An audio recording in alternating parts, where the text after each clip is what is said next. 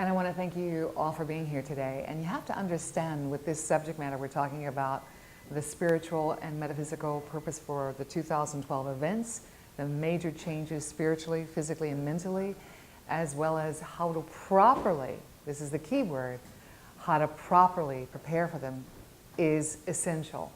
And so if you're listening to this today or hearing this information, I applaud you, because it's very rare soul that would take the time to do so and go past their fears and the, how can I say it, the reservations, to seek more knowledge before determining something so vital that can be important to your life. And that's why I do this. So whether there's 2,000, 200, it doesn't matter. It's important that the information and knowledge go out so you can be discerning about your choices. Now, just to give you a little bit of background about myself, I am, how can I say this, a hard and fast skeptic.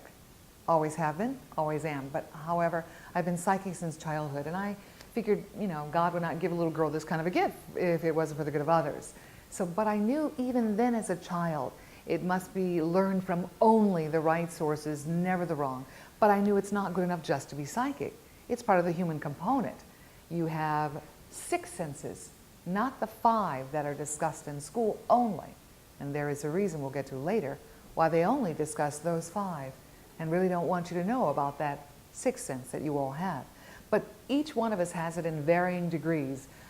Each one of us has it based on our past lives, and this is not a theory. I will not say or espouse anything that is theory out of my mouth because of that hard or fast skepticism. Usually I'll take a subject in detail, usually to tear it apart. You know, how can I say, oh, this is garbage they're feeding us. And so in the tearing apart, after a 5-year research and then watching to see if it really happens over and over again, then I'll think, oh my God, it's real. And then there's the only time you're going to hear me discuss this. And this particular subject matter is a subject that's exactly what I did in the early 1970s, even though I'm 27. In the early 1970s, I literally, how can I say, said, this is garbage. Let me get rid of this myth right away. So I tore right into it, scientifically, spiritually, and all those ways that I could. Now, we didn't have internet at that time, so I had to pull everything from geology, from the library, from every source that I could get, from all those sources, and then find credible sources on top of all that. After a 5-year deep research, I found that the information was valid and real. And this event is not something we must take lightly. We must never take this event lightly. Because you see, it's an occurrence that absolutely happens, natural to the earth and her flow and her pattern, every 100 to 125,000 years. It naturally occurs, and scientists have found that it has occurred at least 82 times in Earth's history.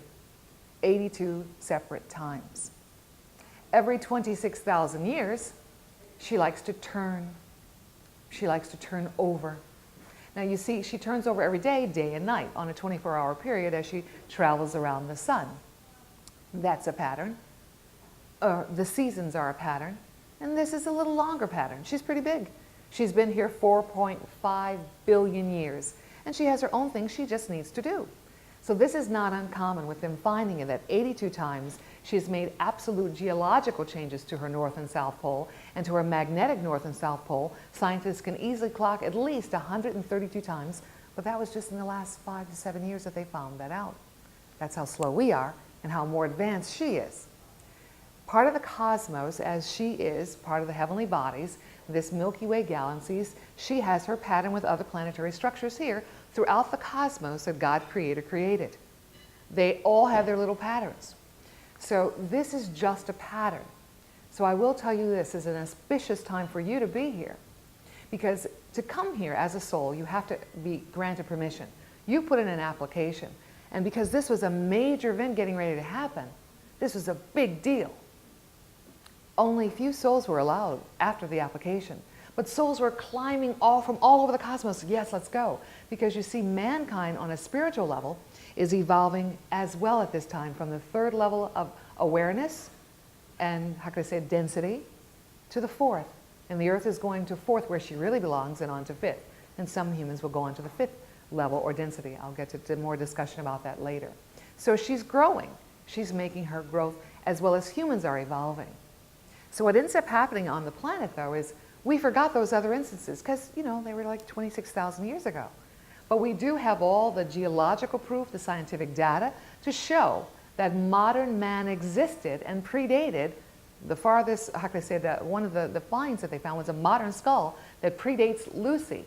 It's absolutely a modern skull, not Cro-Magnon and not Neanderthal, just like your own. We talk about the continents of Atlantis that was around for 50,000 years. They have all these traces, but they can't quite find it because we're a little young now. That civilization was gone after 50,000 years. Prior to Atlantis, we had Lemuria in the Pacific coast, Atlantis in the Atlantic, Lemuria, beautiful, huge continent in the Pacific. The mountaintops of Hawaii are actually the mountaintops of Lemuria.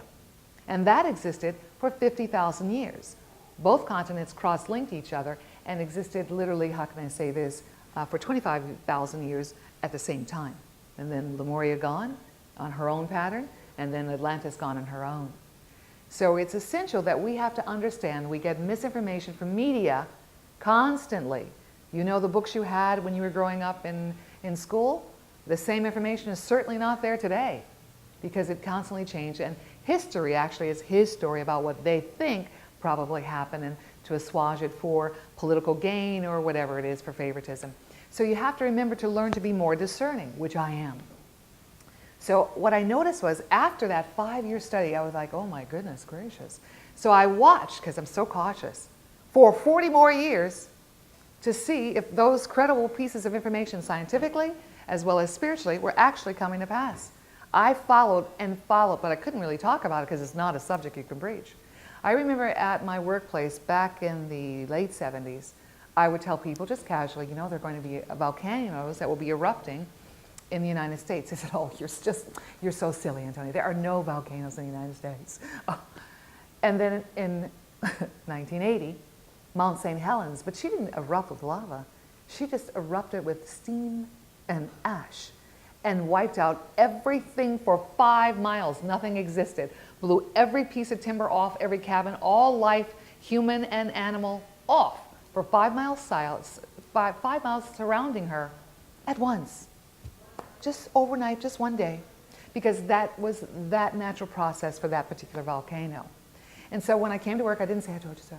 I just sat back and they went, you know, kind of. So I realized, yes, these are pieces of credible information. And if we realize that sixth sense and tune it into the earth, I have something else that happens to me. In California, I have something that has always happened in 24 to 48 hours of an earthquake. I'll be sitting somewhere, sitting along, and all of a sudden, I'll feel like I'm falling off my chair, which is kind of interesting. And I know sometimes even the intensity of the earthquake, what is going to, if that it will be happening and what Richter scale level it will be. Oh, that felt like a 3 or 4. Ooh, that's a 6. But I will just lose it for a second because we are all in tune, not only with the earth, not only with our electrical meridian systems that run through us, that all our senses on a soul level are connected as well to the cosmos. So I'm sensing and feeling. Now that's a heightened sensitivity. But that means everyone can develop that sensitivity or utilize it or understand and not be frightened of those kinds of sensitivities. And that's where you continue the knowledge. Even with your intuition, you must continue your studies, your growth, and be guided because there's so, especially today, there is so very much garbage out there. And so my point today with you is to make sure we go past all that garbage. And it's essential because, how can I say this, somebody has to show you and to understand, because right now it's a ripe topic. And I see them hawking ideas or hawking information that just isn't good or just isn't, how can I say it, proper. Now, this is what the average person does today in society. Just want to show you this little piece I was led to or guided to. It's a beautiful day in this neighborhood, a beautiful day for a neighbor. Would you be mine? Could you be mine? It's a neighborly day in this beauty wood, a neighborly day for a beauty. Would you be mine? Please won't you be my neighbor? Isn't that lovely? Wasn't that cute? And you saw what was happening there. what you saw was people being totally apathetic to the events. That's a sad thought. This is exactly what we're doing today. Oh, it's normal. Yes, it's normal. You want to wash the car? You want to have a picnic? While the forest is burning, let's just go out and marshmallow roast, you know? Let's play volleyball. And let's go roll and walk and jog in the horrible weather. And this is exactly what we do. Now, this is, oddly enough, a PSA made in Canada. I was so proud of them. But the whole point was, it's a PSA about global warming, which, number one, is a lie that the elite have pushed upon you for several years. Yes, the planet was getting warm, but not because of global warming. Before she makes her turn, as she does, what we'll get into later, through this portion of the galaxy, or the galactic center, that she does and goes through that little hole, things get a little warm. Everything gets a little collectively warmer. Because all planets, they weren't honest. Every last planet is increasing its temperature as we get closer to that vortex called the galactic center to go through. So everything is warming up. Every single planet has gone up several degrees. So they didn't want to tell you, but they just said, well, how can we cover it up without letting them know and creating chaos and stopping the world that makes the money that we need? How can we do that? So they gave you this and then made you feel guilty about it. I'm not saying there's not pollution. There's not, how can I say it, rape of the land. That's not what I'm talking about. This small compared to what's really happening, which is a natural process from Mother Earth. So ultimately, as we move through here, you're going to notice that people around you really don't want to discuss it. Oh, that's not going to happen. And there's a real reason, because at 12/21, ultimately, we are December 21st, 2012. That date has been so carved into your mind. But we are abused with that date by the elite. It was never going to happen on that date. Okay, so that's important for you to understand. It wasn't meant to happen on that date. But what ends up happening is, I'll switch to the second slide here, which is the Mayan calendar. So everybody talks about this calendar. Now the Mayans, actually the ancient Mayans, not the current today, contemporary Mayans, the ancient Mayans were brilliant. Our own calendar today is still not as, there we go, it is still not as precise as this calendar.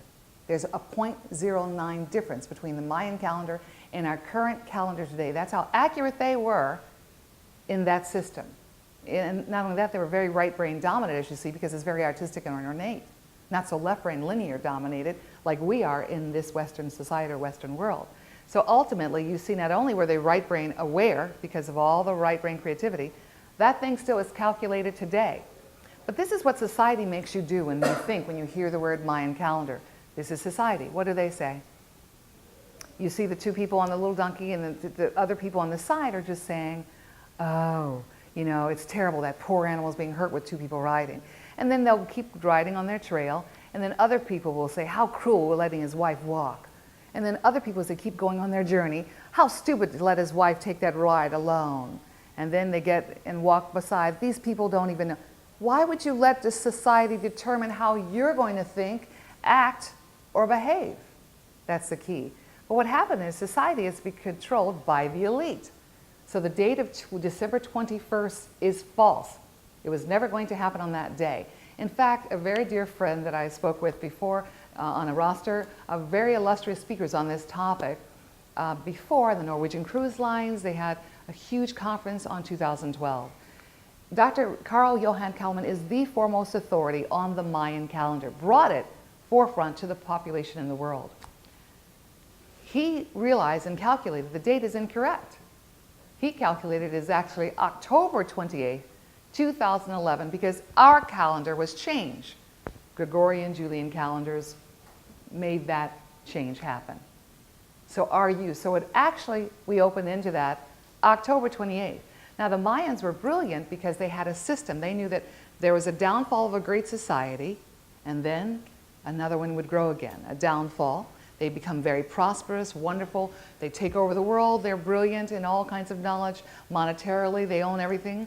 And then that society comes away, and then a new society comes around again. But this society has been controlled by Western world, unfortunately, the entire time.